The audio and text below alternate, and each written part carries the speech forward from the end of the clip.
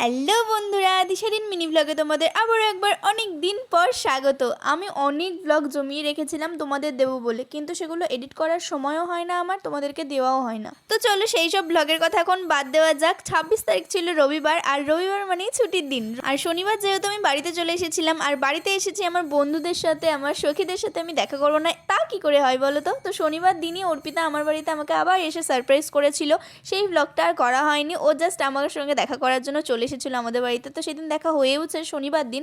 রবিবার দিন আমরা একটু প্ল্যান করে ঘুরতে যাব, একটু সময় কাটাবো, গল্প করব বলে চলে এসেছিলাম বালুরঘাটে। আর বালুরঘাটে এসেছিলাম সেটা অর্পিতাকে নিয়ে আসবো সেটার কোনো প্ল্যান ছিলই না, শুধু আমি আর নিশা দেখা করবো এটার প্ল্যান ছিল। বাট আমি অনেক জোর করে অর্পিতাকে বলেছিলাম যে চল একটু যাই, তিনজন মিলেই দেখা করি, দুজনে ভালো লাগে না। তো এই কথাটা আমাদের নিশা রানী একদমই জানতো না যে অর্পিও আসবে। তো তোমরা দেখলেই যে অর্পি রানী এসেছিল, ওকে দেখে নিশা কতটা খুশি হয়ে গিয়েছিল, কারণ ও জানতো আমি আসবো। আমাদের জন্য ওয়েটিং রুমে 1 ঘন্টা ধরে অপেক্ষা করছিল, আর আমি অর্পিকে নিয়ে তারপর চলে এসেছি। তারপর তিনজন মিলে আমরা কোথায় যাবো ভাবছিলাম। প্রথমে নদীর ধারে যেতে চেয়েছিলাম, বাট বৃষ্টি আসবে সেই ভয়ে আমরা আগে চলে এসেছিলাম রেস্টুরেন্টে।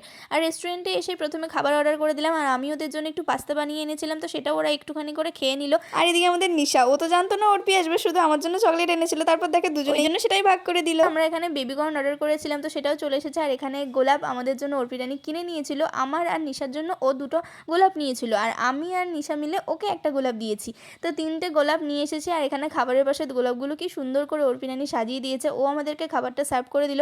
তো আমরা যেভাবে খাওয়া দাওয়া করি সেভাবে খাওয়া দাওয়া করছি, গল্প করছি, মজা করছি। জানো তো, ওদের সঙ্গে যখন আমি থাকি, গল্প করি, তখন আমার যে খুশিটা, আনন্দটা মনের মধ্যে হয়, আমি সেটা জাস্ট বলে ভাষায় বোঝাতে পারবো না, সত্যি বলছি। ওদের সঙ্গে যখন থাকি আমি জানো তখন সব থেকে সুখী থাকি, ভীষণ খুশি থাকি। তো আমরা একটা cold coffee with ice cream order করেছিলাম, একটাই নিয়েছি, 3জন মিলে খেয়েছি। আর আমরা আরও খাবার অর্ডার করেছিলাম, তোমরা সেটা দেখলেই যে আমরা পনির নিয়েছিলাম, মশলা পনির ছিল, আর সাথে কাশ্মীরি পোলাও। সমস্ত খাবারই ভীষণ টেস্টি ছিল। তারপর আমরা খাবার খেয়ে ভেবেছিলাম যে নদীর ধারে একটু, কিন্তু বাইরে এতটাই বৃষ্টি হচ্ছিল আমরা আর বেরোতে পারিনি। ওই জন্য ভেবেছিলাম এখানে একটু কিছুক্ষণ টাইম কাটিয়ে তারপর বাড়ি চলে যাব। যেহেতু এই সময় রেস্টুরেন্টটা একদম পুরো ফাঁকা ছিল, কেউ ছিল না, জাস্ট আমরা 3জনই ছিলাম, সেই জন্য আমাদের কোনো সমস্যা হয়নি। আমরা 3জন মিলে বসে থেকে একটু গল্প করছিলাম। একটা কথা কি বলো তো, নিজের যত কষ্ট, দুঃখ, হাসি, মজার কাহিনীগুলো রয়েছে না, সেগুলো বন্ধু ছাড়া অন্য কাউকে বলা যায় না। তো বন্ধু থাকা ভীষণ জরুরি জীবনে। তো যাই হোক, আজকের ব্লগটা এই পর্যন্তই।